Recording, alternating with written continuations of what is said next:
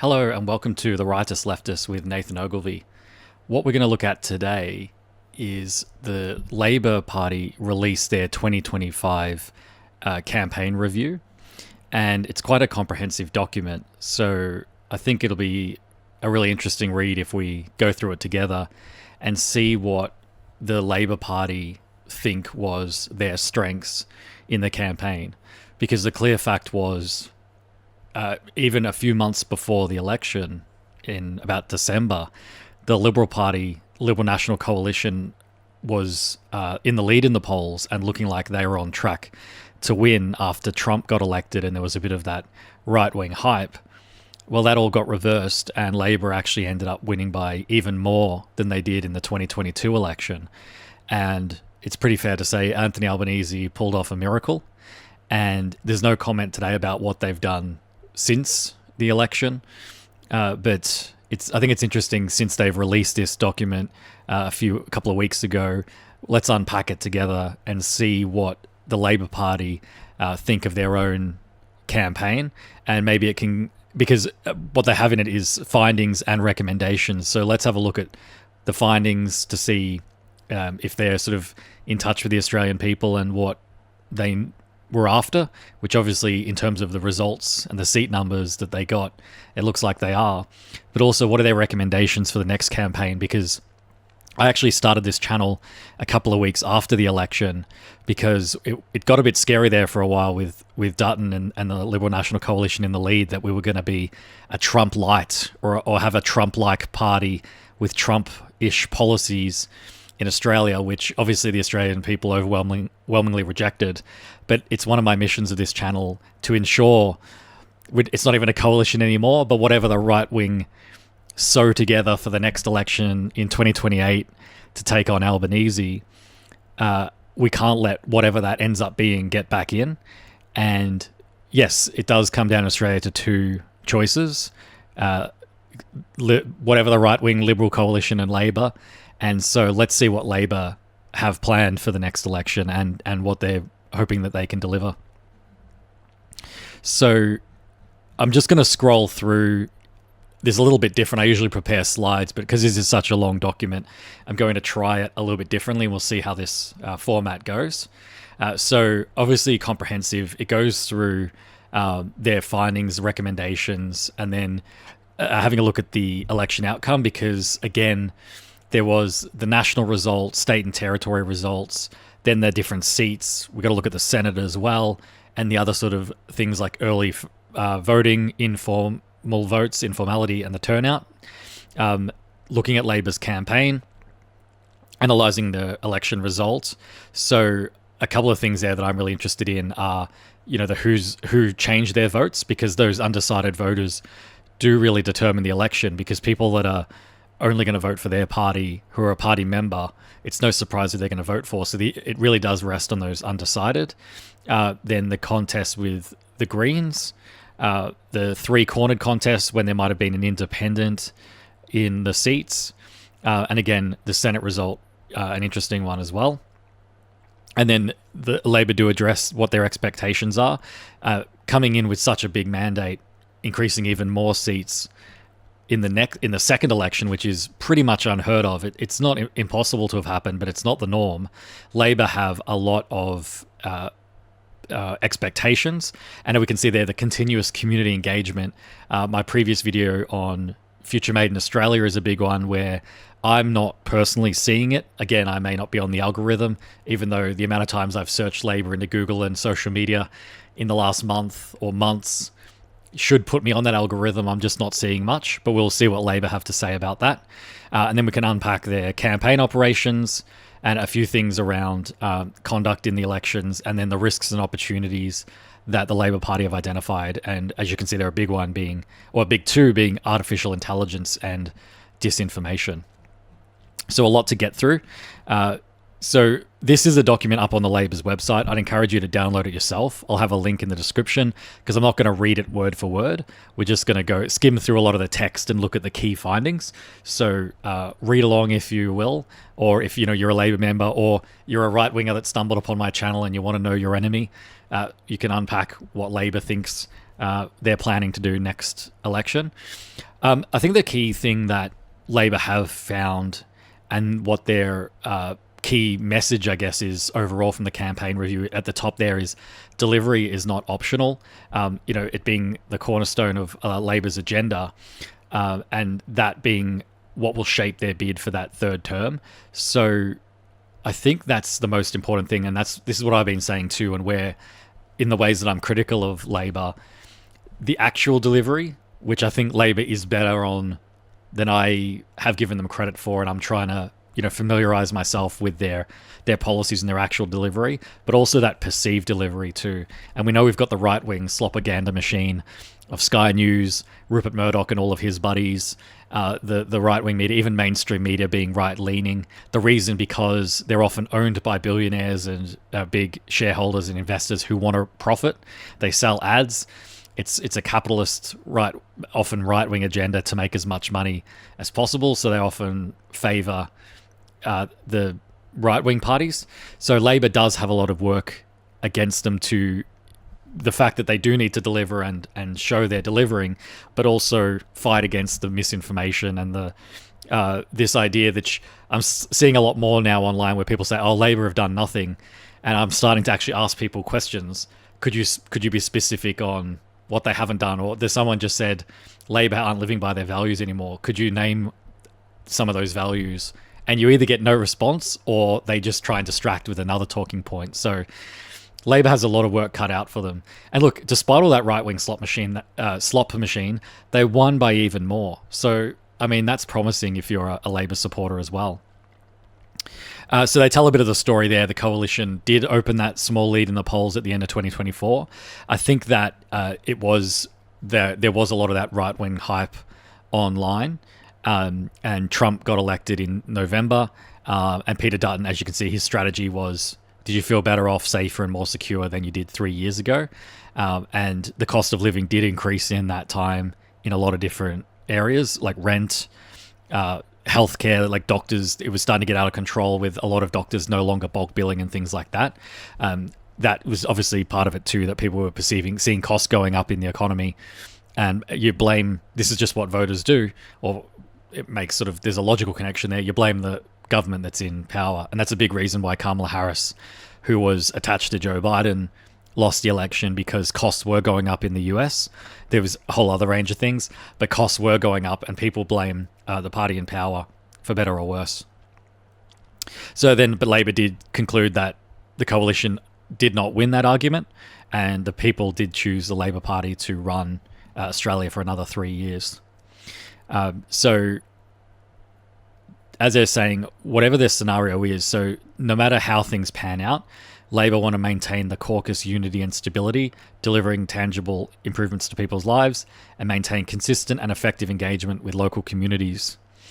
I'm going to reserve my comments a great deal here and just sort of present to you what Labor are saying. But what they're really saying there is, because Labor has a left and a right faction and a range of different viewpoints within the party, still those conversations are obviously going to go on behind the scenes, and then they maintain that unity and stability in the public face, which I think they've actually done a really good job of. You really rarely see Labor defectors, and I think in terms of votes, they pretty much all vote in the party line with each other. So they're definitely doing that. The consistent and effective engagement with local communities, we will unpack Labor's plan for that as we go forward. I gave some of my comments on that in my last video as well. So some of their findings overall, and we're going to unpack these as we go. We'll just start with the first few, and then they're actually scattered out throughout this report. So Labor's policy platform resonated positively with voters and reflected Labor's core values. Announcing policies early and providing localised information improved candidates and their supporters' ability to campaign. Labor's positive message was clear, persuasive, and successfully linked to past delivery with a positive vision for the future. And the research was effectively used to refine the message and adjust as needed during the campaign.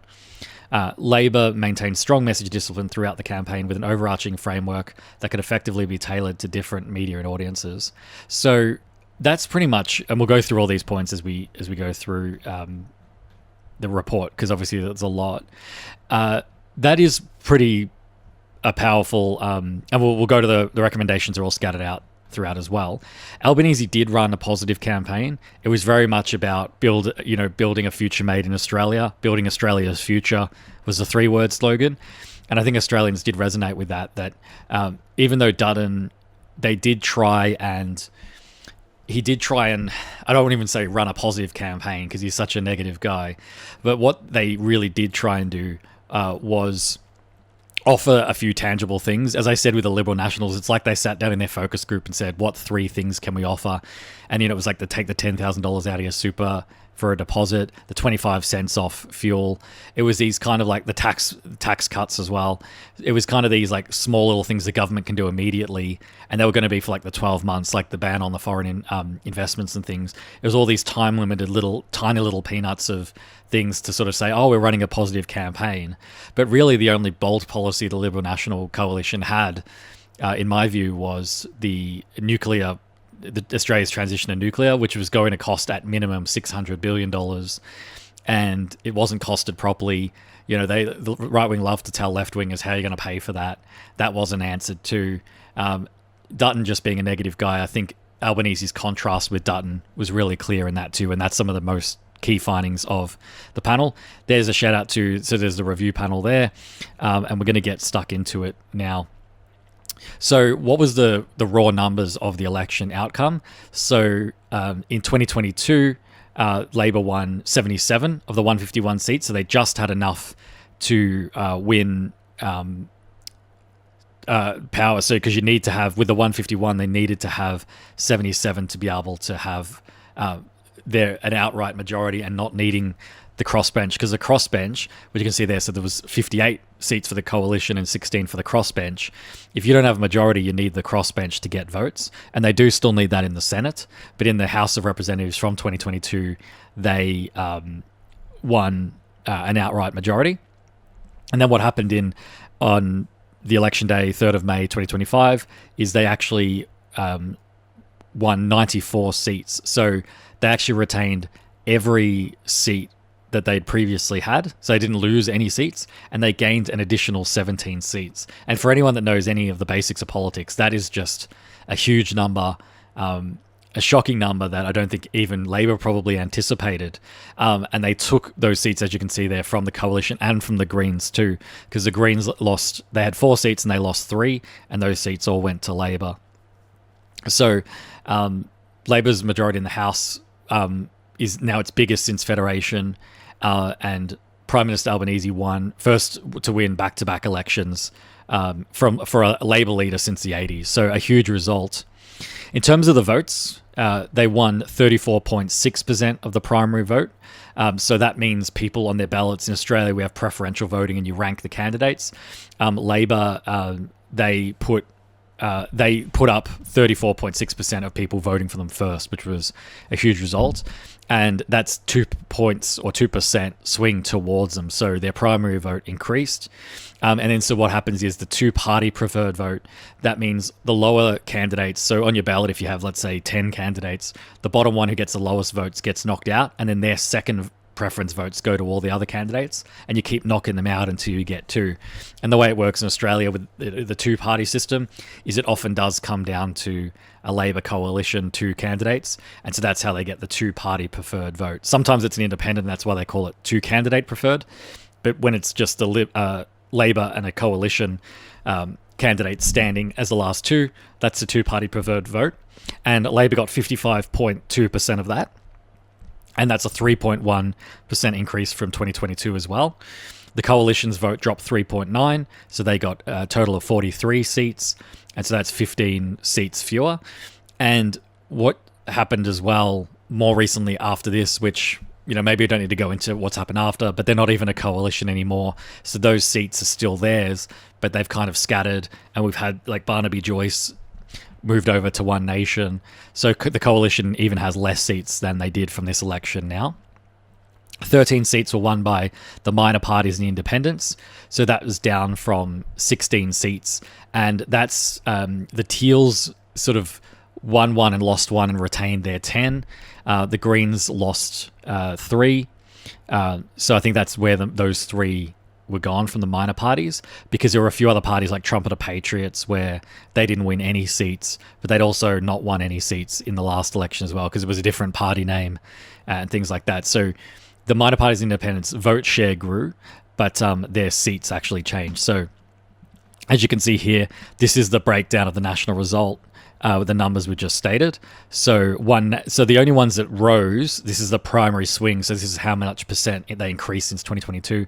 Labor went up, the Coalition and Greens went down. The Greens went down very negligible at like negative 0.1%. So they basically stayed the same, though losing 3 seats. So that vote share scattered around different parts geographically. So that's why they lost seats. One Nation increased their vote. Independents increased their vote.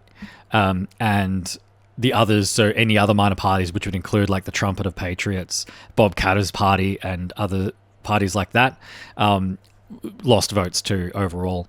So in terms of the seat change, as we said there, One Nation didn't have any seats. Independents, that net change doesn't tell the full story because like Zoe Daniel in Victoria lost a seat. And then there was a seat gained in New South Wales for a teal. And then Labor again, won, was a big winner. It's undoubtable about that. There's really no disputing that. So the states, we can do a bit of a breakdown as well. But in Tasmania, their vote improved by over 9%, and then their two-party preferred exactly by 9%. And then they gained a couple of seats as well. So Tasmanian Liberals don't currently have any members in the House, so they destroyed in Tasmania. They also gained a lot in Queensland, because Queensland has that cliche, especially because it's the home of One Nation and Pauline Hanson, that they're a bit more right-wing. But they actually, it says they've recorded their best results since 2007.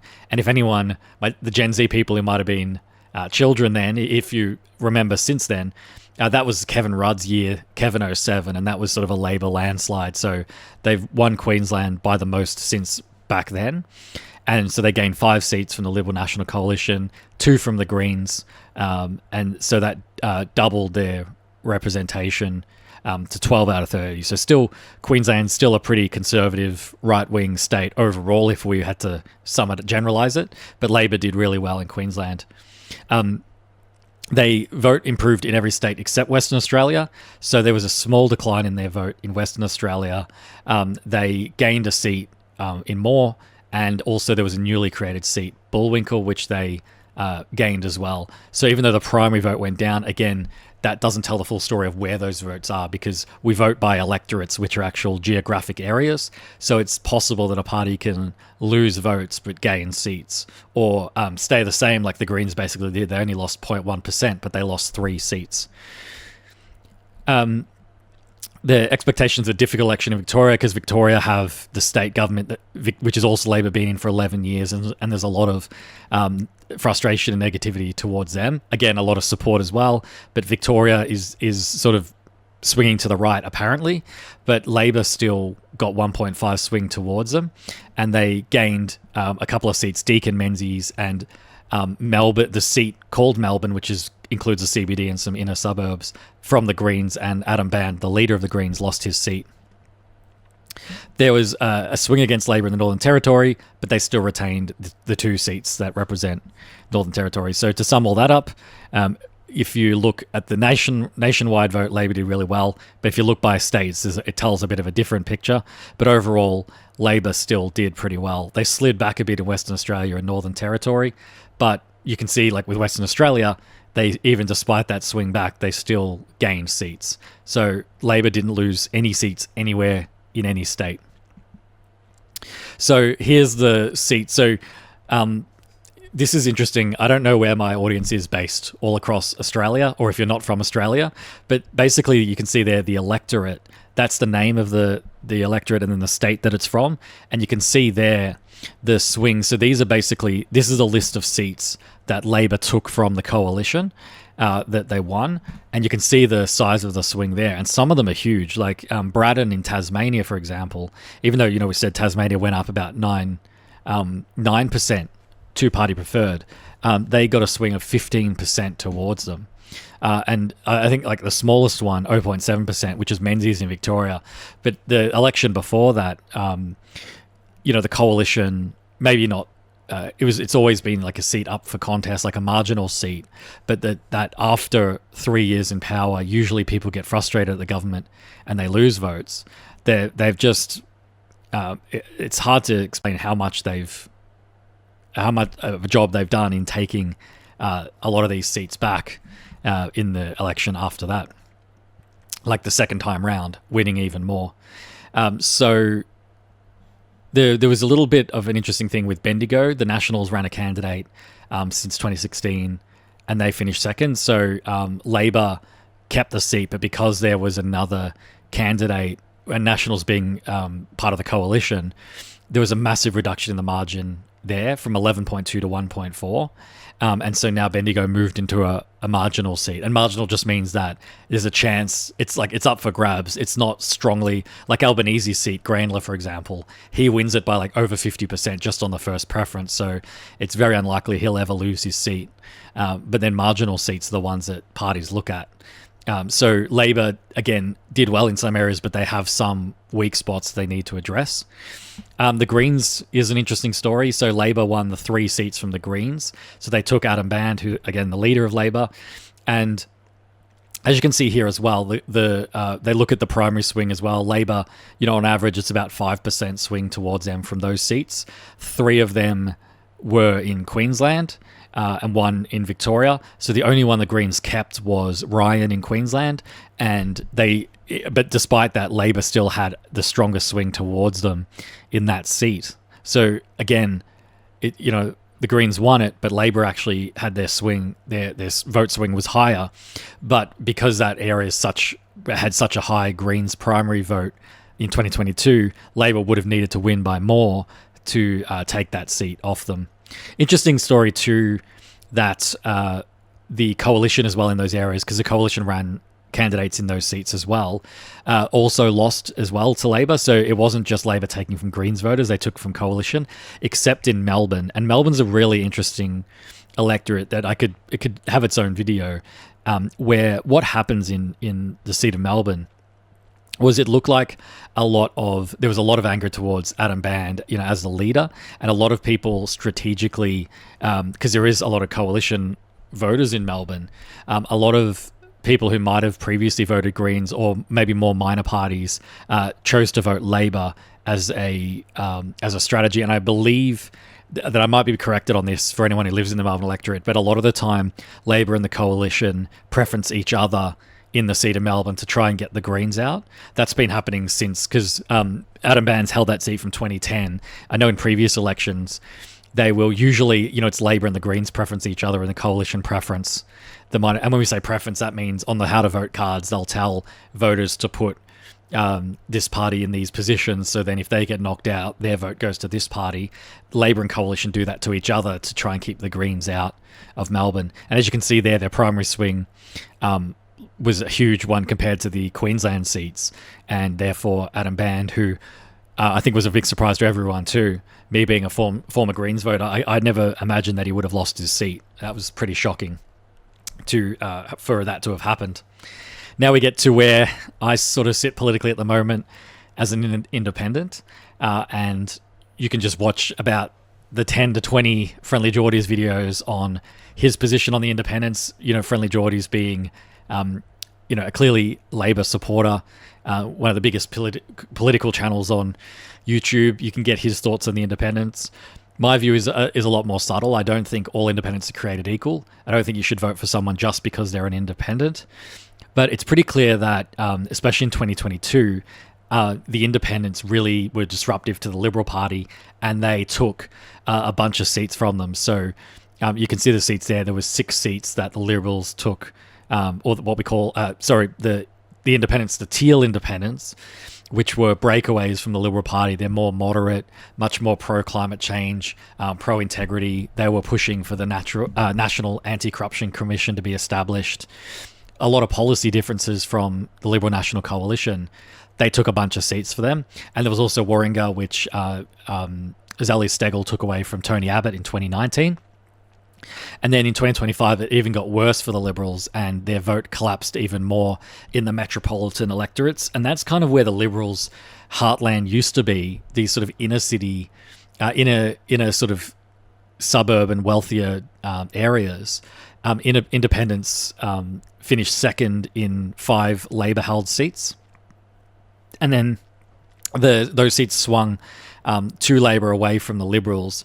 And what that looks like to be is because of the increase in the independent primary vote. So if we have a look here, these are the Labor-held seats that ended up becoming 2 candidate preferred rather than 2 party preferred. So basically what that means is instead of the Liberal National Coalition candidate, which would have happened in previous elections, it was now an independent candidate that got the second most amount of votes.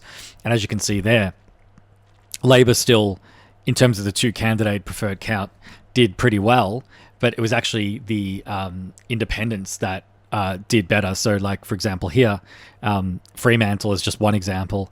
The independent got 23% of the vote of first preferences, whereas the Liberal only got 18.9. And as you can see there, that worked to Labor's favour more so, because Labor then, especially in Fremantle, they just got over the line. Because those Liberal primary votes, that being the third candidate, their votes would have scattered up. And again, a lot of Liberal voters don't necessarily go to Labor unless they'll do a deal for preferencing against an independent. So this is where the maths gets very complicated. But I think what it comes down to is Labor, and that's where Friendly Geordie's videos come from, the independents in some seats, especially the metropolitan inner seats, are starting to become more of a threat to Labor than the Liberals are, which is really interesting as well. There was this particular seat that where in Calwell where 5 independents ran. So Labor held the seat with only 30.5% of the vote, which is down by 14.3. But the problem was one of those independents was an ex-Labor. This actually happened with an electorate Paran in Melbourne too, in a by-election where Labor didn't run a candidate. So an ex-Labor politician ran as an independent and got high amount of votes, and a lot of those then go to Labor as well. So that leads to a long count, because if you have 13 candidates, that's a lot of having to knock those candidates out, and then ended up getting 55.1% of the vote for Labor anyway. The Climate 200 candidates, which is the Teal candidates, some of them do take Climate 200 money and don't necessarily have the Teal kind of branding or recognition, but they also ran in a lot of those Labor coalition contacts as well. So Dixon, which was Peter Dutton's seat, that he lost as well. But Dixon has always been sort of marginal, so it wasn't a complete shock that he lost that, especially given his personal popularity. But again, you can see the primary of those independents was, between 12, some of them, 7.5, and some of them 12.5. So they did pretty well, because a lot of the time an independent that just runs and they don't have much, as long as they meet the threshold to be a candidate, they can be on the ballot, but rarely they get above. They usually sit about 1,000 to 2,000 votes if they're lucky, and that's about 1 to 2% of the vote overall. So they don't even get, in Australia, if you get 4% of the vote as a candidate, you get of the primary vote, you get your election expenditure funded. Based on the amount of votes that you get the $3.30 per vote that you get if you get over 4%. So a lot of the time, those independents, they're just people that are passionate and they don't necessarily have a real chance. But these Climate 200 funded ones did pretty well. Didn't do enough to win because Labor won all of those seats. And the independent candidates handed open how to vote cards. So what it was basically is with the how to vote card, you can have it as you put all the candidates that you rank. So people then can just literally copy that and rank them how the candidate wants. But a lot of the independents just put me first as the independent and not telling them how to vote elsewise. So that can sort of split up that anti-coalition vote as well. So Labor are keeping their eye on the independents. Let's just say that. So the senators, so Labor had 26 senators, then ended up with 25 by the election because it was Senator Payman, Fatima Payman, who went to the crossbench and is now an independent. So again, their Senate primary increased in every state except the ACT. And then their biggest swing was in Tasmania, where they got 8.2%. I think the ACT is an interesting one because David Pocock, who's an independent, is in the ACT Senate is super popular, and I imagine that's probably part of why their vote didn't go up there. As you can see there, like David Pocock and Jackie Lambie, who are both independents, were re-elected. The coalition had 27 senators, and then 3 of them were lost to Labor. 2 were lost to One Nation in New South Wales and Western Australia. So the right-wing vote sort of fractured in the Senate. And so the way the Senate works now, as I said there, they can the Labor has 2 paths to passing their legislation in the Senate. They could do a deal with the coalition or with the Greens, and they've utilised both those options in at different times. With like the environmental laws, it was more so with the Greens. With things like the election law changes, which I'm going to cover, have some thoughts on that. They actually ended up doing a deal with the coalition on that because those laws benefit the major parties more so than independents in various ways. So as you can see there's the state breakdown. The Greens included in this breakdown too. As you can see there, Labor increased their vote in the Senate in every state except ACT, and the coalition lost in every state except Northern Territory, where they gained 1%. And then the Greens were a bit of a mixed bag, but overall lost support in the Senate except for South Australia and Tasmania. Early voting. So early voting is increasing a lot, and it looks like 37.5% of Aussies early voted rather than voting on the day, and that was a 5.3% increase in 2022. There's probably a lot of reasons for that, especially being in a more digital world with things going on and busier lives. The better, easier opportunity to do that, giving people the freedom to do that. It makes sense that that's something that's increasing, especially like I voted on the day in the election day, and it was basically an hour's wait from getting to the polling booth to casting my vote was about an hour, and I would reconsider doing that next time. I'm definitely going to do it to get a vibe of the people. It was worth it on that sense, but for my own personal time, it would have been so much easier to go and pre-poll, and that's why it's getting close to 40% of people doing that. If you spread it out, is obviously different across states, but as you can see there, the average being that nearly 37%. Informal votes it was 5.6%, which is 0.4% higher, so not a huge increase. But again, over the last 5 elections, it's within 5 to 6%. It's a very high rate of informal voting, and you can see here some of the states here or seats have high numbers of informal votes. And again, there's a correlation that Labor found is that it's often with high numbers of people with a first language other than English. So maybe there's translation issues. The longer ballot papers with the Senate can be more confusing, and it can be a lot of reasons why a vote that isn't numbered properly can become an informal vote, whether people actively do that as a protest, so they go to vote so they don't get fined, but then they don't actually cast a formal vote, or that they don't understand. So there's different reasons for that. Turnout was 90.8%, so that means that out of the enrolled voters, how many people voted. It was a 1% improvement from 2022, but from 2019 it was down 1.1%. Still, for other comparable countries where like the UK and US sit around, sometimes around even like 60% voter participation, Australia has a huge voter participation, and that's often because of compulsory voting. But again, there are some electorates that have very low turnout, and there was an electorate that was around 60%. And Lingiari is, as they say here, it's a very regional electorate, so very hard for some people if they're especially living in poverty. A lot of First Nation people, non-English speaking, tends towards people who are poorer, or it's harder for them. They're more remote, so it's harder for them to get to a voting booth, or they're disenfranchised and they don't see the reason to vote. That's often where the turnout becomes lower, but overall still in the 90% for Australia. So understanding Labor's campaign. So there is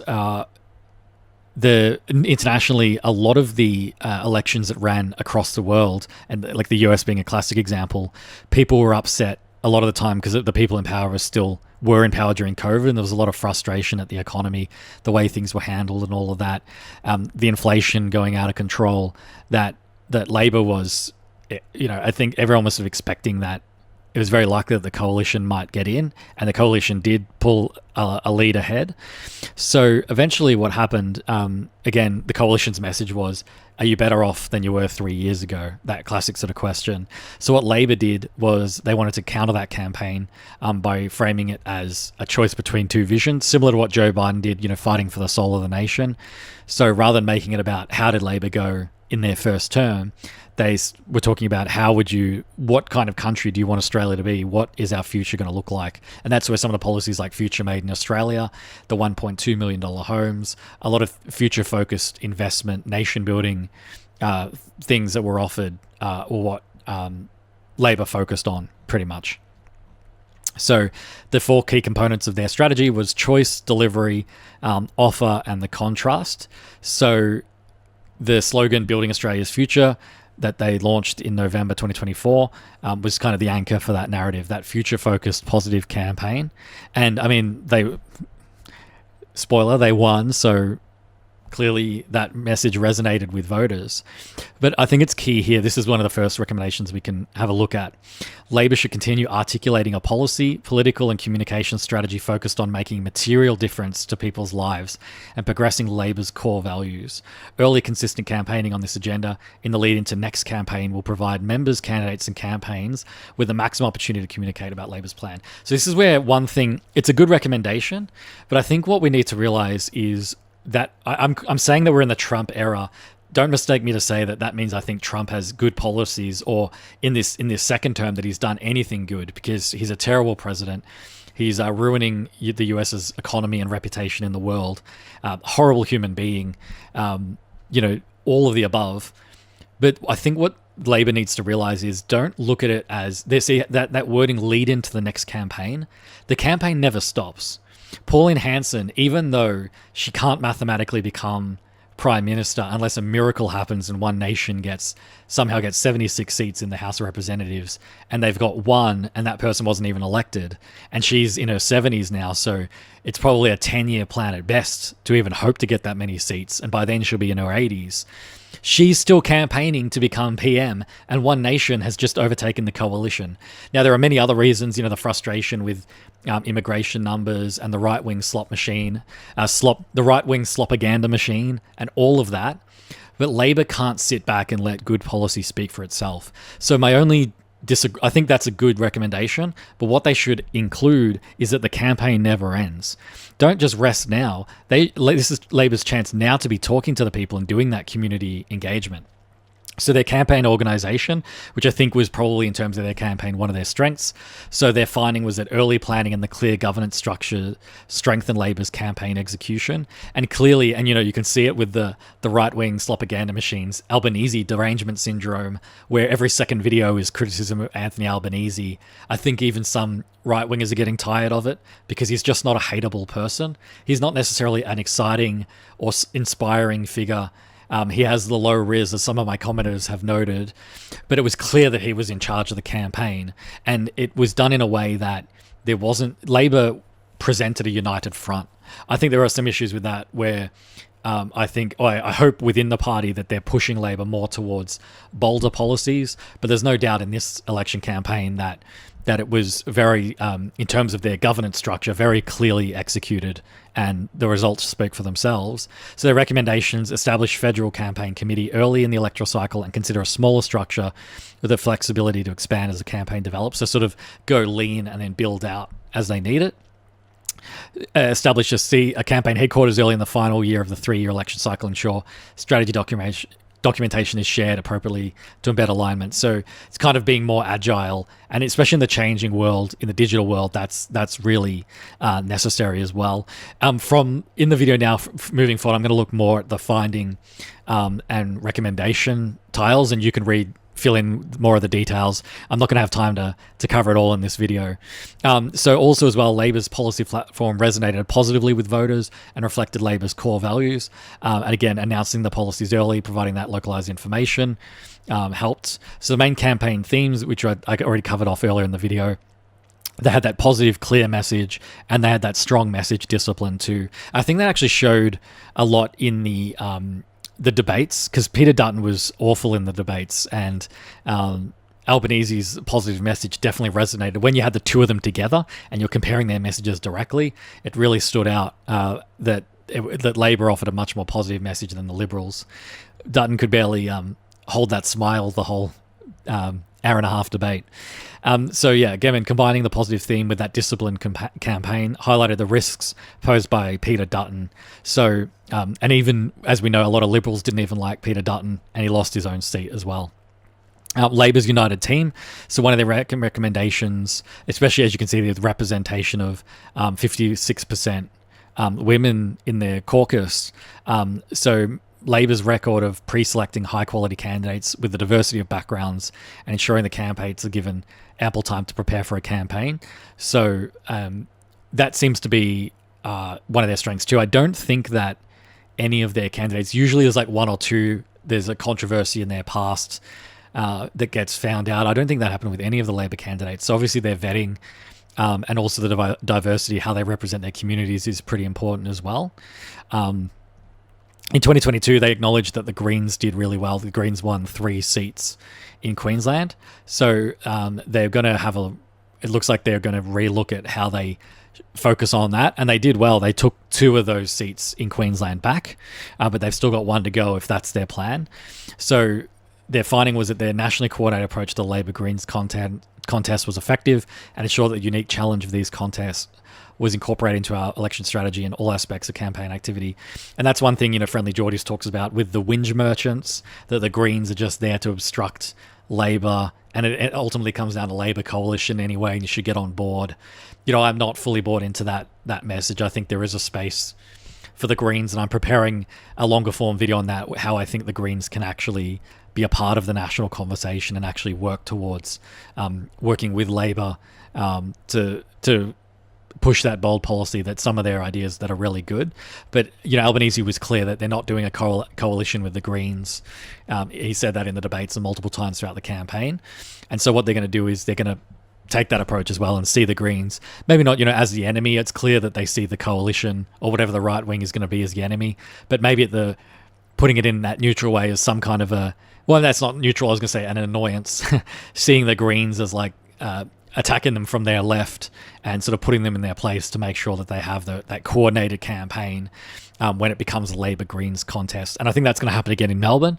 In 2028, they may find Greens might pre-select someone that is charismatic and has that strong message. You can bring the Greens back into the spotlight, but we'll see how that goes as well. So their focus on delivering that real change in terms of cost of living, housing, climate, and healthcare is going to be their focus when they're up against the Greens. So analysing the election result and the effectiveness of their strategy. So their strategy was research-driven, aligned with the voter sentiment, and communicated across the party to enable the policy development and message consistency. So they had a research team, a strategy team that was research and poll-driven, and then they obviously aligned their message and those policies with that development. So I think that's a pretty clear way of going forward. And they've also acknowledged the Australian election study, which I've already done the video on, cost of living being by far the most important issue. And then if you look at the next 3 or 4 anyway, healthcare, economy, tax, housing affordability, even you could throw education in there. In many ways, like the top 4 issues in Australia are cost of living related. And then Labor's trust. So this is a party that people trust the most to handle them.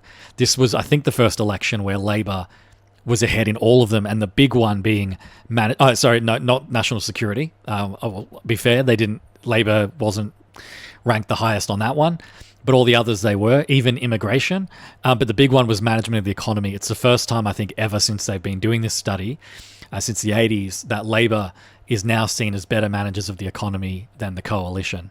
And I'm not an economist, but in all of my research that I'm doing into the economy, it's definitely it's definitely true that the right wing, that they can manage the economy, is such a myth, and it seems like Australia is starting to realize that. And there's that on a graph too. So this is your graph of who's better to manage the economy, and even you can see there in 2019, the contrast was stark with 21% only thinking Labor could, and 47% thinking the coalition was better at running the economy. COVID happened with coalition in charge, and that tanked. And then even further with Labor getting back in power and managing the economy fairly well on not all indicators, but some indicators, like starting to bring inflation down and addressing some of the other issues in the economy, overtook the coalition for the first time.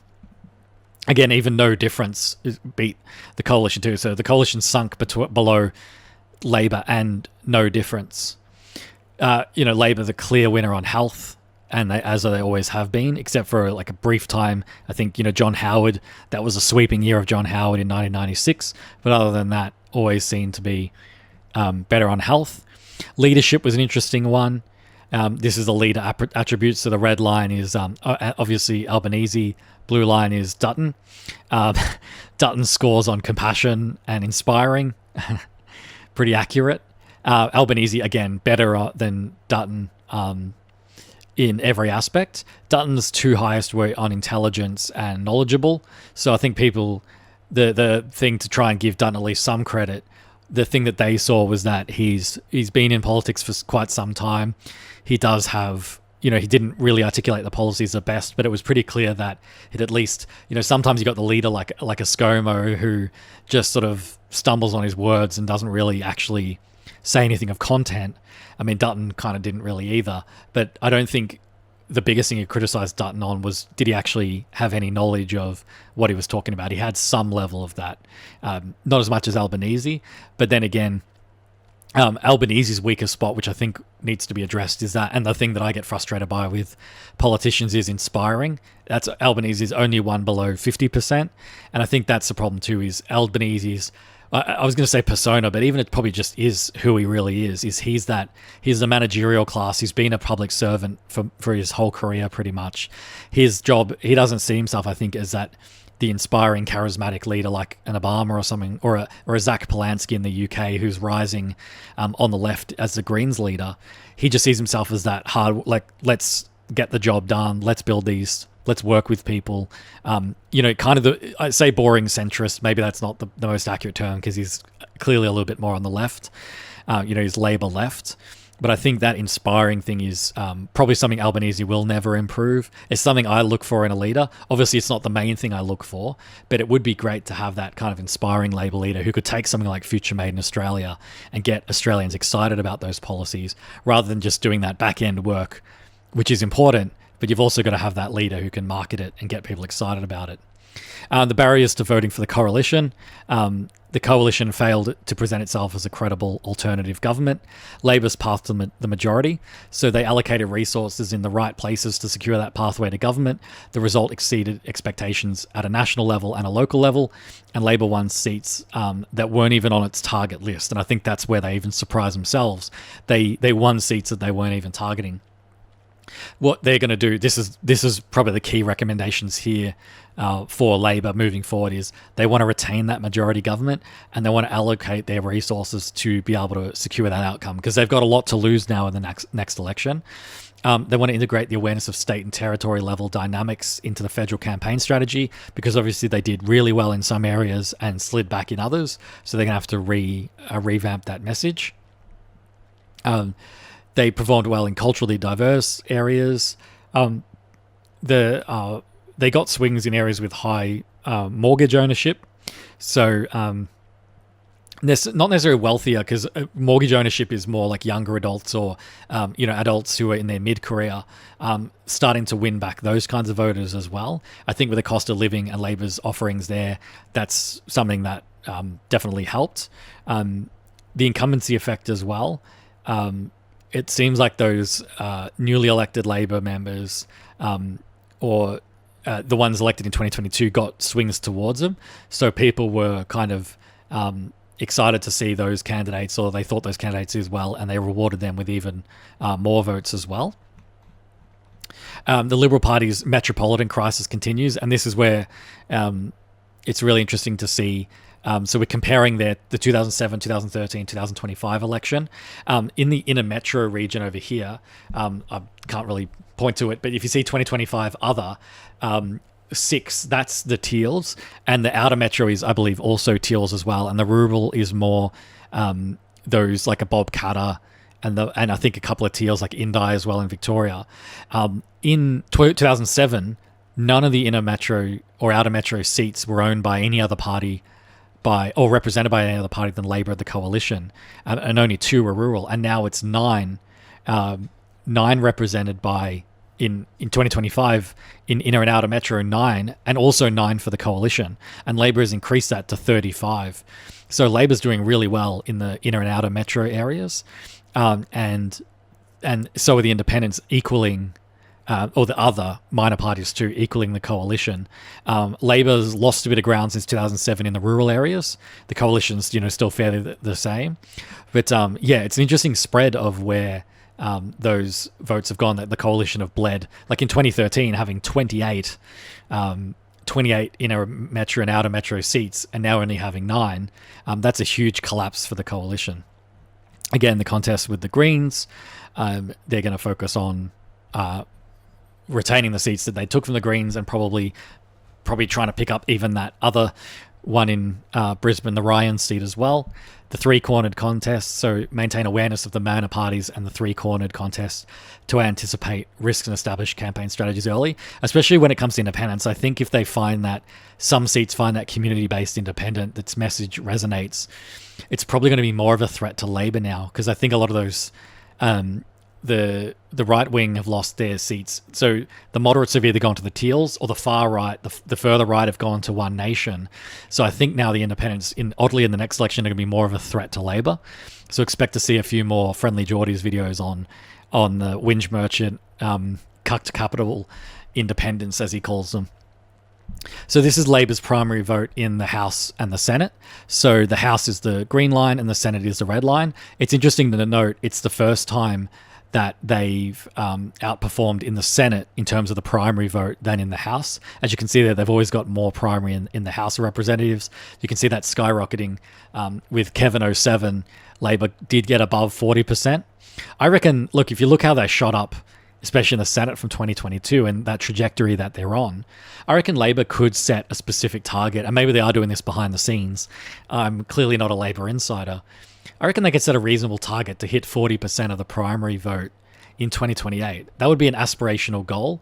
That would be looking at it as about increasing their vote. Let's just say on average getting another 5% of the primary vote. I reckon Labor could do that if they put things like Future Made in Australia and their scorecard, like get out there, do their marketing and their documentaries, and get the content out there and show working Aussies how they're benefiting their lives and how they're reducing their cost of living. I reckon they could win another 5% of the primary vote, and maybe and take another, like they got 94 seats, even maybe getting to that 100 seat majority. I reckon they could do it, actually.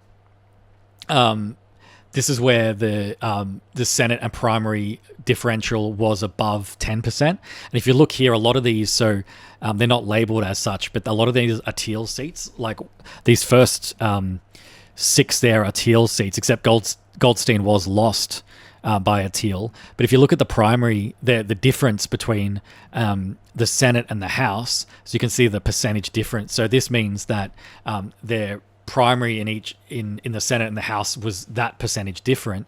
That looks like strategic voting. So what probably happened was in the House, why this was so low is Labor voters in that area realized the Labor candidate in the House is probably not going to win. So they protest voted and gave their vote to the independent in the House. And then they voted for Labor in the Senate, because the Senate works differently because it's across states. The states have 6 and territories have 2 senators. So it looks like there's a lot of Labor strategic voting going on there in terms of the independents. And that's what they call it. The Labor's wording is a tactical voting. So they'll vote for the independent against a coalition candidate to keep the coalition out of the House, and then they'll vote for Labor in the Senate to keep senators in or win more senators.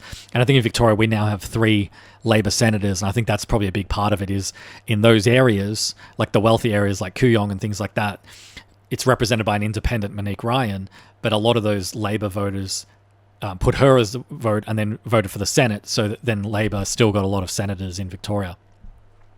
So they want to make sure the Holiday materials advocate for a Labor in both the House and the Senate. So they still want to, I guess Labor want to close that gap in a good way by increasing that support for the House members too, even if they're in an independent area. Early voting, so the pre-poll activity continues to rise, with voter participating away from election day, again for all the reasons I stated before. And they would think the AEC, the Australian Electoral Commission, has that ongoing role to invest in that education about elections. And there are some great YouTube videos. I'll probably be doing some videos specifically on that as we get closer to the election too. I don't have that big of an audience, but I do think if you're a political YouTuber, it's part of your role to educate people how voting works in Australia. So I think that's beyond Labor's responsibility too. And so they're going to commission a study examining the campaign strategies to improve voter participation in those low turnout and high informality electorates. So educating those voters and try and increase their votes. And then their pre-poll and a submission to the Joint Standing Committee on Electoral Matters into the 2025 election. So Labor had a few issues with things that went on. So they're going to obviously be submitting to that commission. So this is for the lessons learned. So they should maintain a clear and relentless focus on delivering its core election commitments and the promise of building a better future for all Australians, and tracking and resourcing is needed to ensure that communication of delivery consistently throughout the term. Interested how people think that's going. There's a video that Albanese did. It was just, he was on the ABC, The Insiders. Really interesting to see how the questions he was asked by David Spears were right-wing framed. I know journalists have to do that approach. But yeah, you can see that it is frustrating when Labor have a lot of achievements and the way the questions are framed, it's very hard for them to talk about those. Their other seat finding, no seat is a safe seat, but continuous community engagement throughout the term is a strong safeguard to increasing political cynicism. So the three-corner contests and unexpected challenges, particularly when paired with direct voter contact, local delivery, and a strong presence in local community. Continuous community throughout the term is a strong safeguard. Yeah. So Labor's obviously recognizing this increased political cynicism, especially in the increase of the One Nation votes. So I think that's where they're focusing on, making sure that that they're countering that political cynicism with that direct engagement. So they're not going to take any seats for granted, sustain that MP visibility, the community engagement, and they're going to monitor that through their national secretariat, state and territory branches. I'd love to interview some of those people if they want to come on. Provide more proactive support for candidate fundraising, including support through the training, goal setting and monitoring, tracking their local community election commitments throughout the term, and support members of parliament to communicate delivery milestones. So it's a much more on the campaign, the gears of the campaign being much more agile and proactive and responsive to the different electorates, states, and all the different needs, because obviously you can't have a one-size-fits-all campaign. Their campaign headquarters, obviously similar to that theme, make sure their materials delivery is effective, building that positive and collaborative workplace, begin the succession planning, invest in training and knowledge sharing, and the implementation of electoral reform, and ensure adequate resourcing and awareness across the party. Because as well, candidates and their staff have to comply with laws and things as well, so they need to make sure that those candidates are educated and they're doing that as well. Continuous mixed method research program, so staying ahead of polling technology and social listening tools, so they're going to stay across all of that. The target seats they found were supported by the central organisers to engage with the voters, and they're going to update those training programs for the candidates, staff members and volunteers to support campaigns and candidates to layer their activities to engage voters.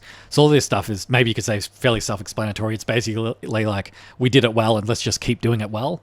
Their digital presence across all their platforms was unprecedented, and content creators were empowered to swiftly engaging content. Continue to build latest digital capacity and analysing emerging trends in the digital communication landscape, i.e. Labor, your YouTube channel. Maybe post on there every so often. Community engagement. So again, Labor does really well with minority communities. Culturally and linguistically diverse communities is their core strength. So they want to keep that year-round engagement with those communities, keep making that meaningful engagement with those communities, which it looks like they did well in 2025, and it's every chance that they'll do it again. Their membership base, expanding training programs, potential for membership growth is constrained by retention challenges and outdated systems, despite their strong electoral results. So they want to focus on modernising their membership experience and improve that membership retention and grow Labor's membership base.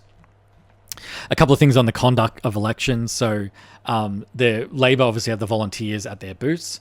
They want to be provided with training in the de-escalation and incident reporting, because harassment can happen at these booths, especially when you have competing parties, handing out flyers. And they have some concerns about safety at polling booths, and that the authorities have the resources to investigate and enforce the law around that, because there are strict laws around what you can and can't do when you're at a polling booth, especially if you're a volunteer as well. The third-party activity, so the authorization rules, because there are a lot of third-party campaigns, other third-party groups and things like that also have certain restrictions, but they also, I think, they want to make sure those restrictions are enforced. So AI, their general recommendation is monitor the use of artificial intelligence in future campaigns. That's very vague, whether they're going to use it, in terms of their the capabilities to increase their vote share, or to look at how AI is used. The risks of AI. There's like AI videos now. AI slop is all over Facebook, and there's that boomer generation that can believe AI imagery without questioning it. So there's a lot of risks and limits of AI. So it'd be really interesting to talk to any Labor people about how they plan to do that. And the election integrity as well. They're going to make sure that they're, again, like everything, that this stuff is properly investigated and enforced. The disinformation is an important one. So their approach to responding to disinformation in 2025 was built on their 2022 approach. So they had some evidence-based best practices, including selective engagement, fact-first messaging, and multilingual monitoring across diverse platforms. And they want to continue building those capabilities at all levels, because there is a lot of disinformation. I'm going to do... I'm already seeing it from the Liberal campaign in Victoria, and I'm going to do a little video on that. Probably going to be released before this one, so it's probably already up. But that disinformation, whether you're a Labor supporter or not, even if you're like Greens or independent and left leaning, the coalition, the right wing's disinformation is just shameless, and it definitely needs to be an all hands on deck approach to countering that. And yeah, so that's their acknowledgements. And look, that's pretty much it. Big, long video today. But I'm really interested to hear your thoughts on the Labor's campaign review. Do you think that everything that I just read out there was pretty accurate, and that they did run a strong positive campaign, and that's why they won?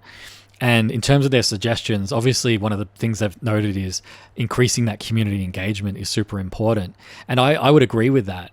It's just, as I've said, I don't necessarily, from my point of view, see that happening. And I would really like to, in this channel, this is not a pro-Labor. I'm not a Labor supporter, and I'm not like a friendly Geordies who's going to push Labor.